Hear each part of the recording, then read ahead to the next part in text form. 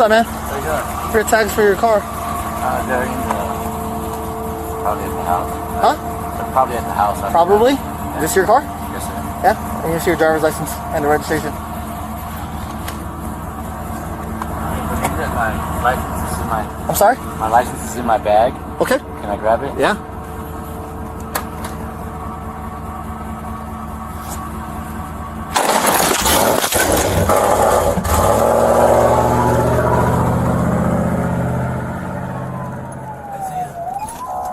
Is BRP advising of a gunshot wound? They're advising that they're bleeding from the head. What directions? Keep going straight. They did say that they were shot. Unknown about a GSW at this point. Right here, right here. Right. The helmet is on. They're not responding at all, and they appear to have a pulse. So there is never responding. Go to the street.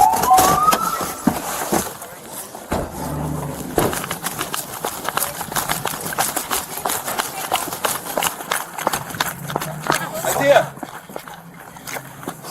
Hey. Isaiah! Can you hear us, brother? Can you hear me? Isaiah, can you hear Can you us? hear us? Hey, listen to me. Can you hear me? We didn't No. We heard the shot and I was working right there in my house in a black truck with a blue car. You guys don't have your camera? Camera. Can we get this off? I got nowhere. I don't have anything. No idea what happened. I don't know if I can't tell if he's breathing or not. Get them back. Have them scoot back. I can't tell if he's breathing. I got a lot coming out. Hey, get my There you AED. Nagel. AED. AED now. Showcase by his foot. Got it.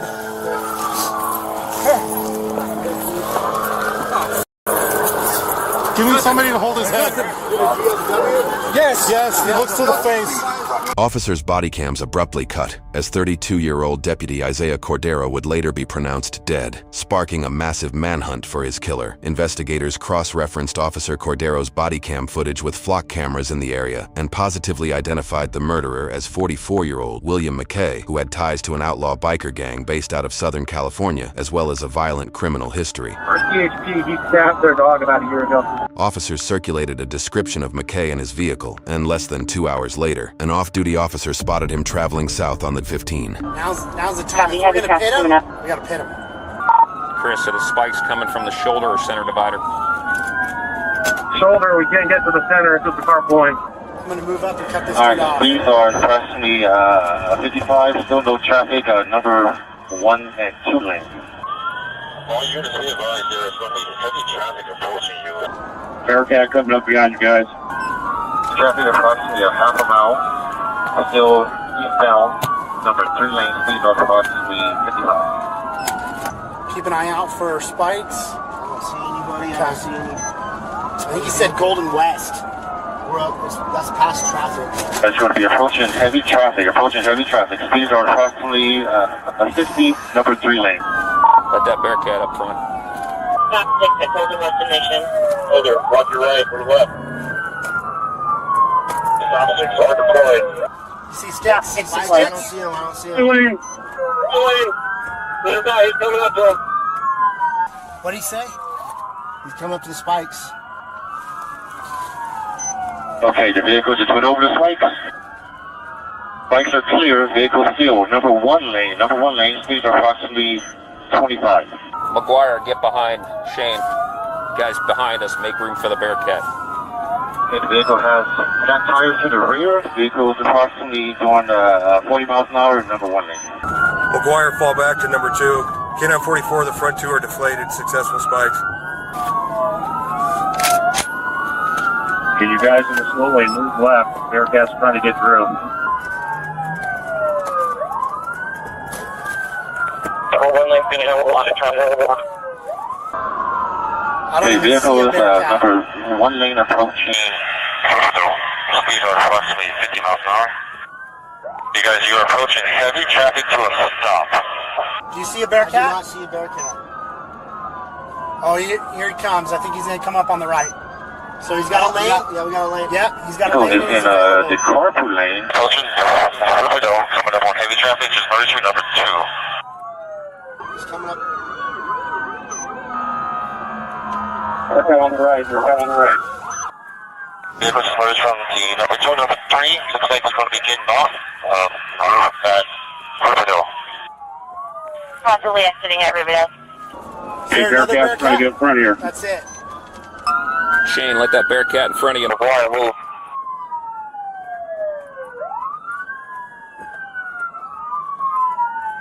Watch the FedEx truck. Got it. We're all stopping on the left-hand side. Got it. That's right on A. Right. We call it northbound Riverdale. A bridge number 2 lane. Northbound Riverdale over the bridge, number 2 lane. He's on heavy traffic and back on the 60 west now. There's too much congestion here, fellas, but when it's safe to do so, we're going to pit him with the BearCat. Freeway, real heavy traffic. He's going to be entering on the heavy traffic along the shoulder of the on-ramp. This is going to clear up. Okay. Because they're stopping him, they're going to be holding him up here.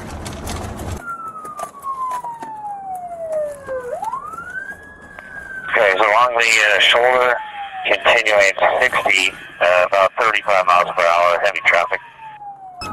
BearCat 3, are you close? Just past Valley Way, heavy traffic over here. Copy. He's on the shoulder. Got it? He's in the emergency lane on the side of like a retaining wall, paralleling the freeway along Canal, in between Canal and the 60 west now. He's circling this area. This is where it happened. Crossing over Pacific, approaching Valley. Or if he's got friendlies here, or... And still right shoulder of the freeway, 30 miles per hour, heavy traffic. Going to be going over Pacific here. Next exit is going to be Valley Way in about a half mile. Can't make it back in the house.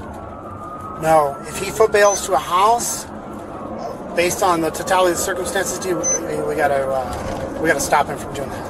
2 lane now, in between a couple lanes, about 40 miles per hour, and traffic's opened up a little bit. The trailing units start braking traffic in anticipation of a pit coming soon. Stand by for a pit. Approaching Pyrite and Granite Hill. The Pyrite exit here. Looks like there is some smoking coming out of the rear tire. Just lost it. The driver's side rear tire.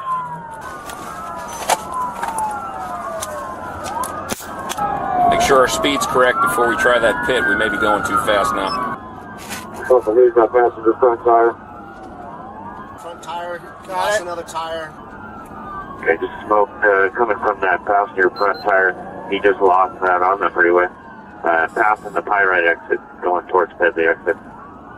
So remember, this turns into a shooting. We're on the right-hand side. Watch your backdrop with the freeway on the left. Yeah.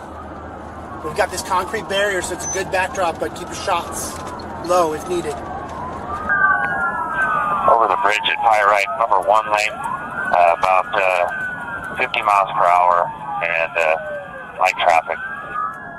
So he's got rear left, rear passenger tires good, and it looks like the front driver's side tires are about to go. About 50 miles per hour, moving into the number 3 lane now, light traffic. This dude is a danger to all these poor people up here ahead. He's armed. Everyone, looks like you have light traffic all the way up to the 60. In between the carpool and the number 1 lane, light traffic. Starting to slow down a little bit. Yeah, 50. It looks like number 2 lane, speeds are about 50 still, and light traffic.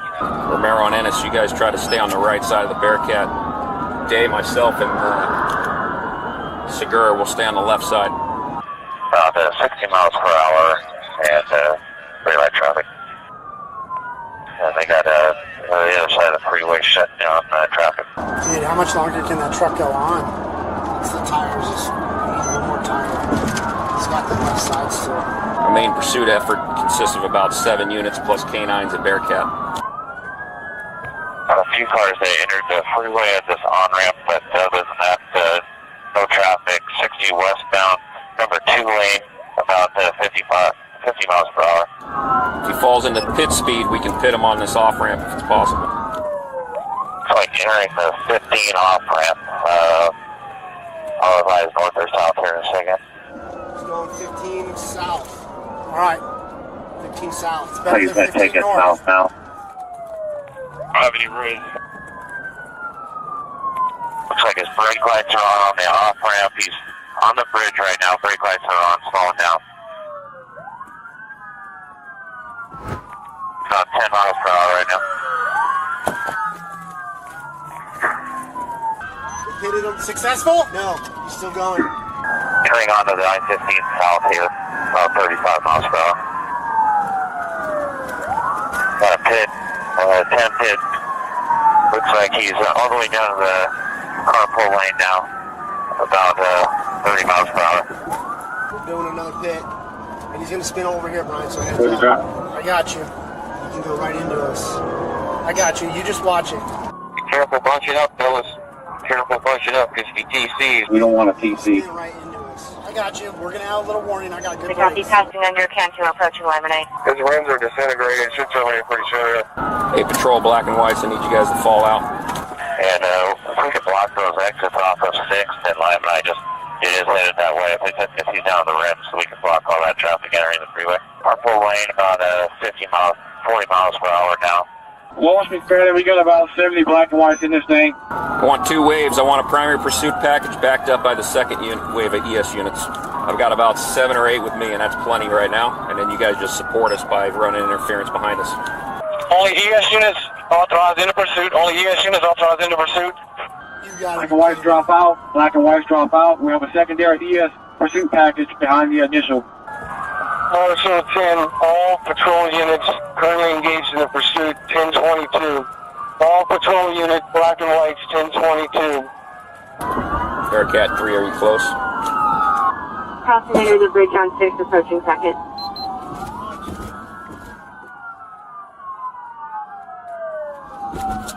Just hit the center divider, smoke coming out of the tail end here.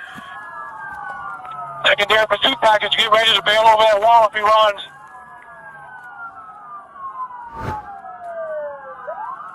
We got a CHP stop via northbound traffic.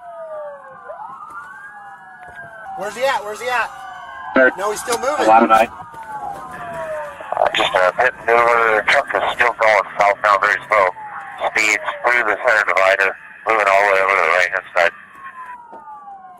About 15 miles per hour.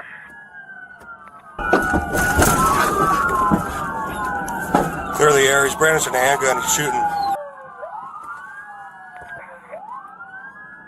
Brandishing and shooting a handgun. Get ready, buddy. Get ready. Just TC right under the bridge. Here we go. Under the bridge.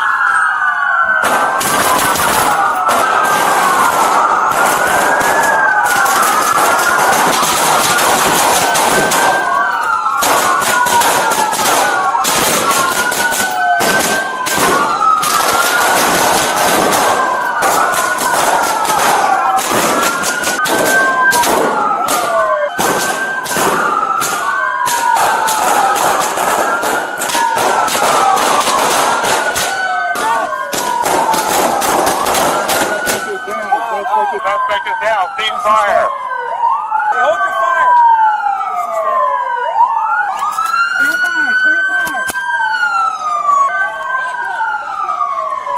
Back it up. Back it up. Back. Hold right here. Good. Back up. Back up. Watch your cover.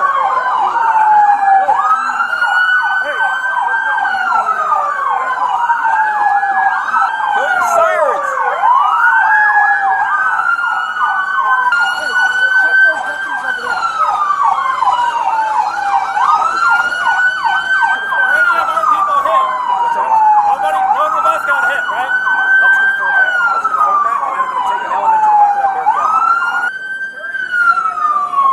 Ball speed. We're above the bridge. Got a visual of the passenger side of the truck. You're in charge of this team. If he goes that way, you're in charge. Got it.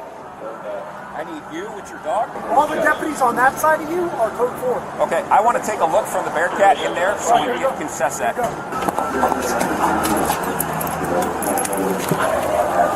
Here, over here. Carl, are you a shooter? No. Okay. Take his. You engaged? Yes. Hey, Brett, you engaged? All right, get over here. Take over and point. All right, you two, go to that tower. The dog is going to push. You're trying to fire at the BearCat. Did he shoot? No. Yeah, do with us. We're good. Back up.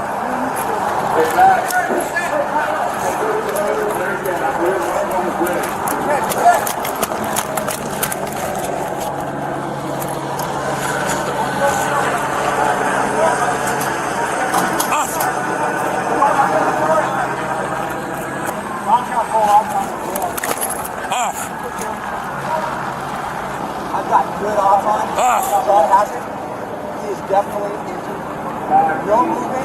He's not clearly breathing. William McKay was found deceased. According to the autopsy report, he had a total of 12 gunshot wounds, including 6 shots to his head, another which penetrated his lungs, and a fatal shot to the neck which severed his spinal cord. A total of 79 rounds and shells were fired by officers. A search of his vehicle yielded a plastic bag containing a white powdery substance, the firearm he used to murder Deputy Cordero, numerous credit cards he fraudulently used at various locations, and his membership card to a violent white supremacist outlaw biker gang. McKay's lengthy criminal record began in 1999 when he pleaded guilty to assault with a firearm and spent 3 years in prison. In 2005, he was an accomplice to a burglary where he choked a man and smothered a woman before stealing $3,700. He pleaded guilty to first-degree robbery and 2 counts of assault and sentenced to 13 years in prison. In 2021, McKay and an accomplice held a woman who had been house-sitting for McKay against her will. McKay alleged that she took part in burglarizing his home, but rather than alert police, he assaulted her and bound her and her mother with duct tape and threatened to kill them. The victim managed to escape and alert San Bernardino's sheriff's deputies, who pulled him over 2 days later in a stolen truck. He and his accomplice fled into the desert where they were surrounded, and his accomplice stabbed a police canine. McKay represented himself in court after his arrest and requested a bench trial, where a trial judge heard evidence and found him guilty of false imprisonment, evading a peace officer, making criminal threats likely to produce death, and receiving stolen property. According to court transcripts, the judge found him not guilty of kidnapping because the victim was not forcibly moved from where she was held. McKay's bail was reduced from $950,000 to $500,000 to remain in compliance with San Bernardino's bail schedule for a 3-strikes case. Needing to only pay 10% of the bail and allowed to use property like a house or pickup truck, McKay made bail by promising property valued at $50,000. He was arrested on a new drug charge prior to his sentencing, where he made bail again, this time for $50,000. When McKay failed to appear to his sentencing hearing, a warrant was issued and his bail was forfeited. His warrant was still active when Deputy Cordero pulled him over for not having a rear license plate.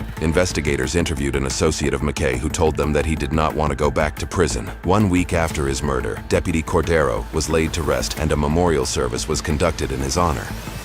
Our son is gone. We hurt so much.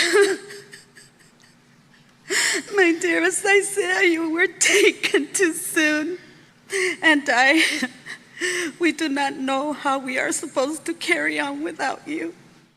Deputy Isaiah Cordero, ID number 5662, end of watch December 29, 2022. Motor 38, Deputy Isaiah Cordero. Rest in peace, we have it from here.